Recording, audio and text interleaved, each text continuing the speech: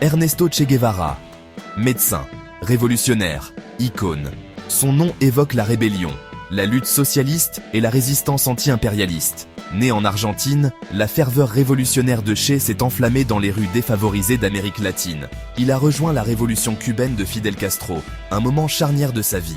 La victoire à Cuba a solidifié l'engagement de Che à déclencher des révolutions à travers le monde en développement. Le zèle révolutionnaire de Che l'a conduit dans les jungles de la Bolivie. Il cherchait à déclencher une révolution continentale, à libérer les opprimés des forces capitalistes. La Bolivie, en 1967, était mûre pour un soulèvement. La pauvreté, les inégalités et l'instabilité politique ont fourni un terrain fertile au message révolutionnaire de Che. Le terrain accidenté de la Bolivie est devenu le champ de bataille de Che. Jungles denses, montagnes traîtresses et rivières impitoyables définissèrent le paysage. La Quebrada del Uro, un ravin étroit, serait le dernier combat de Che. L'air était lourd d'humidité, un rappel constant de l'atmosphère oppressante. Che et son groupe de guérilleros étaient épuisés, constamment poursuivis par l'armée bolivienne. Les provisions diminuaient et le moral s'effondrait. Ils étaient des ombres, des apparitions fugaces dans le feuillage dense, leur rêve de libération s'estompant à chaque jour qui passait. La fin est arrivée rapidement, brutalement. L'armée bolivienne, entraînée et équipée par les États-Unis, a encerclé les forces affaiblies de Che. Des coups de feu ont éclaté, brisant le calme de la jungle. Che, blessé à la jambe, s'est battu avec une férocité caractéristique. Submergé et en infériorité numérique, Che a été capturé. Il a été emmené dans une école délabrée du petit village de La Higuera. Là, blessé et vaincu, il attendait son sort.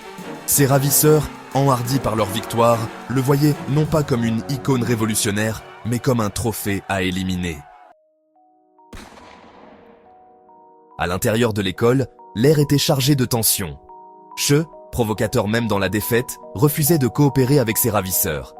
Il a enduré leurs questions, leurs railleries, leurs tentatives de briser son esprit. Il est resté un symbole de résistance, même en tant que prisonnier. Ses ravisseurs ont débattu de son sort. Certains plaidaient pour un procès public, une occasion d'exposer ses plans révolutionnaires et de démoraliser ses partisans. D'autres, craignant son charisme et le pouvoir de son image, ont insisté pour une action rapide et décisive. La décision a été prise. Che Guevara serait exécuté. Sa mort, croyait-on, anéantirait l'esprit révolutionnaire qu'il incarnait. Le 9 octobre 1967, Che a été conduit hors de l'école et dans la cour. Il a fait face à ses bourreaux avec un courage inébranlable. Ses derniers mots étant un témoignage de son esprit révolutionnaire. « Tirez-moi, lâche !» a-t-il craché. « Vous n'allez tuer qu'un homme !» Les coups de feu ont retenti, mettant fin à la vie d'un révolutionnaire qui avait captivé l'imagination de toute une génération. Le corps de Che, symbole puissant de sa lutte, a été exposé. Il était destiné à servir d'avertissement, de moyen de dissuasion pour ceux qui osèrent défier l'ordre établi. Mais au lieu de la peur, cela a déclenché une tempête d'indignation et d'admiration. L'image de Che, les yeux fixant la distance avec défi, est devenue un symbole emblématique de la révolution. Ses paroles, ses écrits, ses actions ont continué d'inspirer des millions de personnes à travers le monde. Il est devenu une légende, un martyr pour la cause de la justice sociale et de la libération.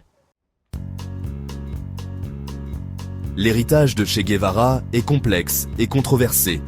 Ses admirateurs le considèrent comme une figure héroïque, un défenseur des opprimés, un homme prêt à se battre et à mourir pour ses convictions. Il souligne son engagement envers la justice sociale, ses efforts pour améliorer les soins de santé et l'éducation, son opposition indéfectible à l'impérialisme. Ses détracteurs brossent un tableau différent. Ils mettent en lumière son rôle dans la révolution cubaine, sa prétendue brutalité, sa position intransigeante contre le capitalisme. Ils soutiennent que ses idéaux révolutionnaires étaient erronés, que ses méthodes étaient souvent impitoyables et contre-productives. Malgré ces récits contrastés, l'image de Che Guevara continue de résonner auprès des gens du monde entier. Son visage orne des t-shirts, des affiches et des peintures murales. Son nom est invoqué lors de manifestations, de protestations et d'appels au changement social. L'attrait durable de Che réside dans son engagement indéfectible envers ses idéaux. sa volonté de tout sacrifier pour ses convictions. Il représente un esprit de rébellion, un rejet de l'injustice, une aspiration à un monde plus équitable.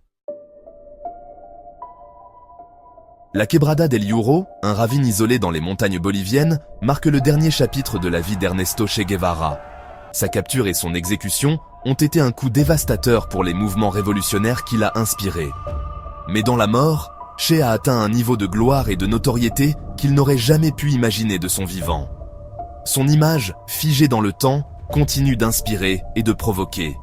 Il reste un puissant symbole de rébellion, un rappel que même face à une adversité écrasante, la lutte pour la justice et l'égalité doit continuer. L'héritage de Che Guevara, complexe et multiforme, continue d'être débattu et discuté, garantissant que son nom et les idéaux pour lesquels il s'est battu ne seront pas oubliés.